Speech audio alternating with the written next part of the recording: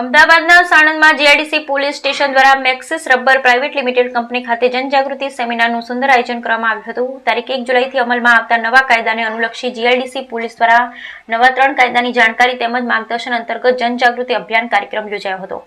ભારત સરકાર દ્વારા દેશના આઈપીસી ક્રિમિનલ પ્રોસિજર કોડ તેમજ ભારતીય પુરાવાના કાયદાઓ જેવા અંગ્રેજોના સમયના અમલમાં રહેલા જૂના કાયદાઓ નાબૂદ કરી તેના સ્થાને નવા કાયદાઓ અમલમાં મૂકવામાં આવનાર છે, જેમાં ભારતીય ન્યાય સંહિતા, ભારતીય નાગરિક સુરક્ષા સંહિતા વગેરે જેવા કાયદા તારીખ 1 જુલાઈ 2024થી અમલમાં મૂકવામાં આવે છે, જે અંતર્ગત અમદાવાદ ગ્રામ્ય અધિક્ષક ઓમ પ્રકાશ જાટ સાહેબ તેમજ કાયદા એક્ટના એક્સપર્ટ હાઈકોર્ટ એડવોકેટ દ્વારા જરૂરી માર્ગદર્શન આપવામાં આવ્યું અને લોકોને નવા કાયદા વિશે જાણકારી પૂરી પાડવામાં આવી હતી. ઉલ્લેખનીય છે કે લોકોમાં નવા કાયદા વિશે જાણકારી અને જાગૃતતા લાવવાના હેતુસર આ કાર્યક્રમનું આયોજન કરવામાં આવ્યું.